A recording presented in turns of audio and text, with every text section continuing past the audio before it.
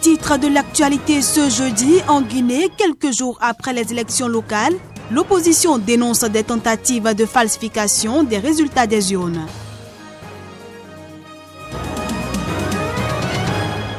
Procès de la mairie de Dakar au Sénégal, le maire Khalifa Sall a déclaré ce mercredi que l'État a dès son origine toléré et même souhaité l'existence de fonds politiques. Enfin, au Bénin, la fondation Ajavon Sébastien Germain vole au secours du CEG IGBA. Elle a en effet doté le collège d'un module de 2 salles de classe électrifiées et un bloc de latrines à 2 cabines.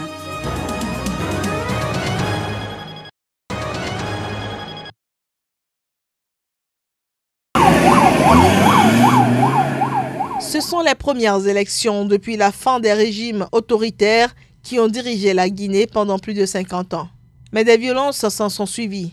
Lors de ces heurts, des cases et des maisons ont été incendiées et 5 nourrissons guinéens ont péri dans les flammes à Kalinko, dans la préfecture de Dinguiraye, dans le centre du pays.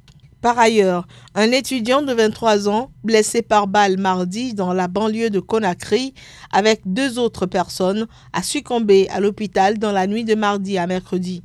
D'après le frère aîné du défunt, ils ont été atteints par une rafale alors qu'ils prenaient le thé avec des amis devant leur domicile. Lundi déjà, à Kindia, des violences ont fait un mort lorsque les forces de l'ordre ont tenté d'éloigner les militants de l'opposition qui entouraient un centre de comptage des voix de la ville. Le chef de l'opposition, Cellou Dalein Diallo, a mardi soir affirmé qu'il n'était plus question de continuer à accepter les hold-up électoraux. La Commission électorale nationale indépendante, seule habilitée à proclamer les résultats, a promis de les publier d'ici à la fin de la semaine. Les précédents scrutins en Guinée ont été émaillés de violences et d'accusations de fraude.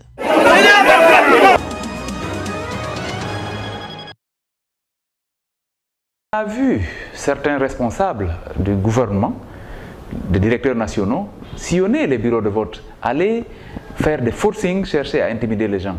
Ça, nous l'avons vu. Et nous l'avons vécu aussi à Fria. La résistance, c'est refuser d'être volée. Vous savez, nous sommes avec les avocats pour préparer nos recours. Nous le ferons. Mais nous le ferons aussi, nous utiliserons tous les autres moyens légaux. Comment on peut annuler 5500 voix de l'UFDG à Matam sur une base absolument arbitraire?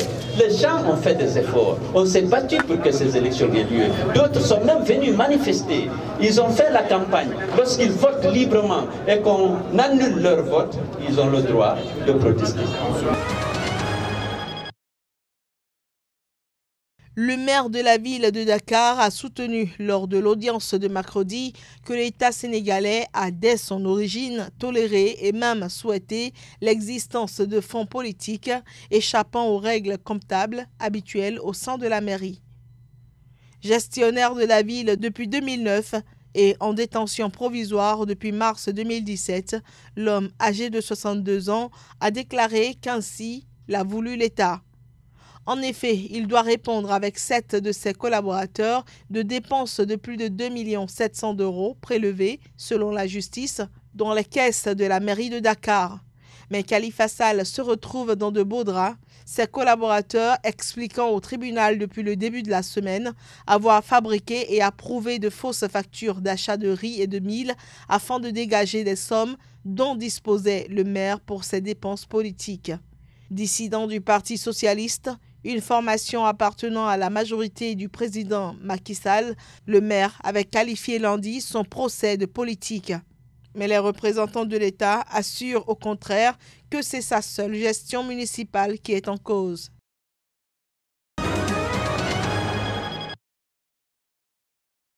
Hier soir, le président Jacob Zuma et moi-même avons entamé des discussions directes sur la transition et les questions liées au poste de président de la République, a déclaré Cyril Ramaphosa dans un communiqué. Les 2 hommes seront en mesure de rendre compte au pays dans les prochains jours de l'issue de ces échanges, a-t-il ajouté. Les discussions ont été constructives et ont posé les fondations d'une résolution rapide de la situation dans l'intérêt du pays, a ajouté le président de l'ANC et vice-président du pays. C'est une période difficile, a-t-il reconnu. Je suis conscient que l'incertitude liée au poste de chef de l'État est une source d'incertitude pour de nombreux Sud-Africains. Nous pourrons communiquer davantage sur la position du président Zuma en tant que chef de l'État une fois finalisés tous les points pertinents, a-t-il encore dit. Depuis l'élection en décembre de Cyril Ramaphosa à la tête du parti au pouvoir, le Congrès national africain ANC, la pression monte au sein de la formation pour obtenir le départ de l'encombrant président Zuma soupçonné de corruption dans de multiples affaires. Mais le parti très divisé entre les pros et anti-Zuma n'a toujours pas été en mesure de trancher le sujet. En cas de démission du chef de l'État, le vice-président assure son intérim.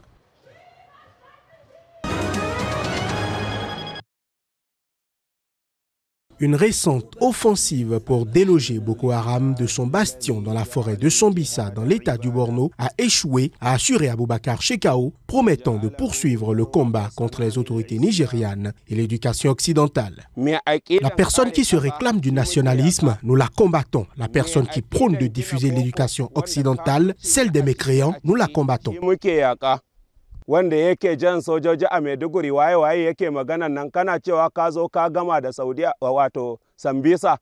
Le chef militaire Maïdougouri s'est vanté d'avoir pris Sambisa parce que vous avez sauvé des femmes. Vous racontez des mensonges aux gens. Où sont les policières? Pourquoi ne les avez-vous pas sauvées si vous nous avez vaincus? Ce sont nos frères qui les détiennent dans la forêt de Sambisa.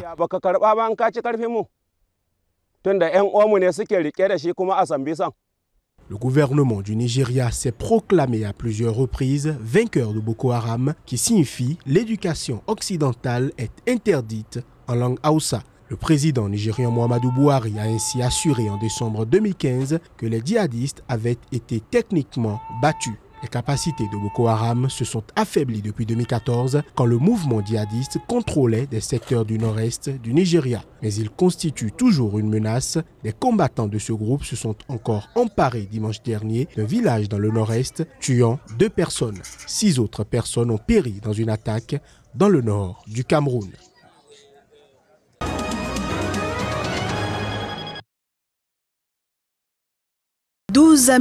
Presque 400 000 francs CFA ont été investis par la Fondation Adjavon Sébastien Germain pour changer le visage du collège d'enseignement général d'Igba dans la commune de Sakété. Un acte qui mérite gratitude. Ces constructions ont changé le décor de notre collège.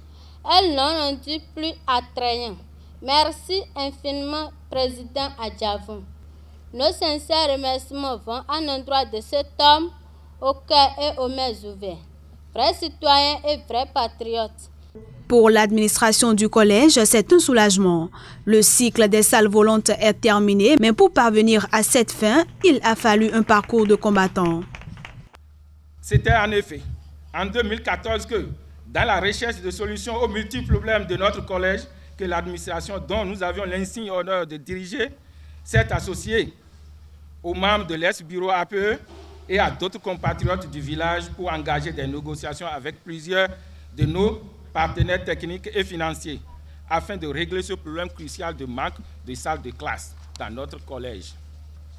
Seule la Fondation ASG a répondu favorablement en dépêchant au CEG des équipes qui s'étaient succédées.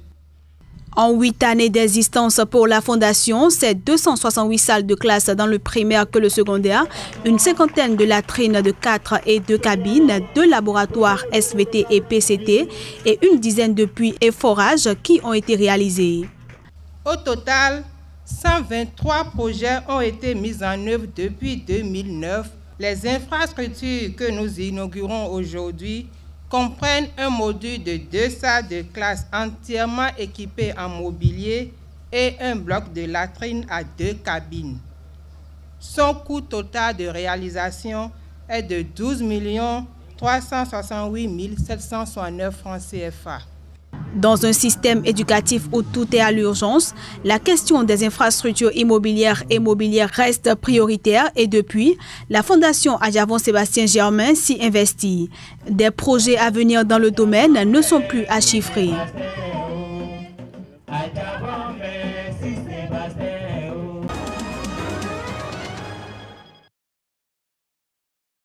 Afin de suivre les pachydermes par GPS, étudier leur déplacement pour, à terme, les protéger des braconniers, L'Agence nationale des parcs nationaux a initié un ambitieux programme qui consiste à poser un collier aux éléphants. Ainsi, pendant 45 jours, l'équipe de l'Agence nationale des parcs nationaux va arpenter la forêt équatoriale à raison de 20 km en moyenne par jour, dans des conditions éprouvantes. Donc on s'est rendu compte assez rapidement, depuis les années, il y a à peu près une dizaine d'années, une vingtaine d'années presque maintenant, depuis 2004, qu'il y avait une pression de plus en plus forte sur les éléphants, liée au trafic d'ivoire de cette espèce, à destination en fait, des pays asiatiques pour la plupart, donc le Vietnam, la Thaïlande et la Chine. On estime avoir perdu à peu près entre 10 et 15 000 éléphants dans le parc national de Minkébé au Gabon, ce qui correspond à un nombre effarant par rapport à la population globale de cette espèce. Le centre des opérations ici nous permet d'être en contact avec des équipes de terrain. En même temps, elle nous permet de suivre les déplacements, les mouvements des éléphants qui ont des colliers. Avec une GPS pour les éléphants, normalement on reçoit un point, donc une pulsion chaque 1 heure que le satellite nous envoie pour la position des éléphants. Pour les équipes de terrain, la pulsion est de chaque 10 minutes. Le suivi GPS des éléphants se fait dans le discret centre des opérations de l'Agence nationale des parcs nationaux. En direct et sur un grand écran, un pointage satellite des colliers donne leur position toutes les heures. Des alertes se déclenchent si un éléphant s'approche trop près d'une zone habitée, une alerte mortalité quand le signal reste trop longtemps immobile, signe qu'il y a peut-être un problème et qu'une équipe doit être mobilisée sur le terrain.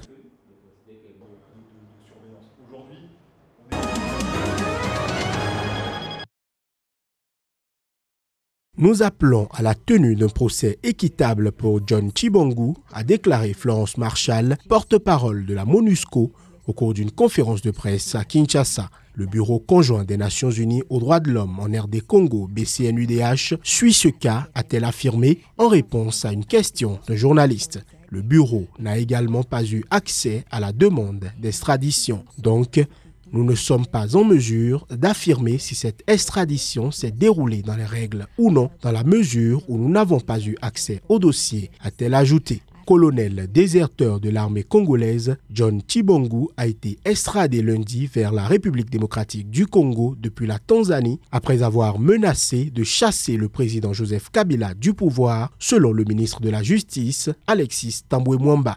Tambwe avait alors indiqué que Tshibongu, âgé de 48 ans, ferait l'objet d'un procès en bonne et due forme dans quelques semaines ou mois. Avant son extradition, la Fédération internationale des ligues des droits de l'homme, FIDH, et les proches de Tshibongu déclaraient craindre pour son intégrité physique en cas d'extradition vers la République démocratique du Congo.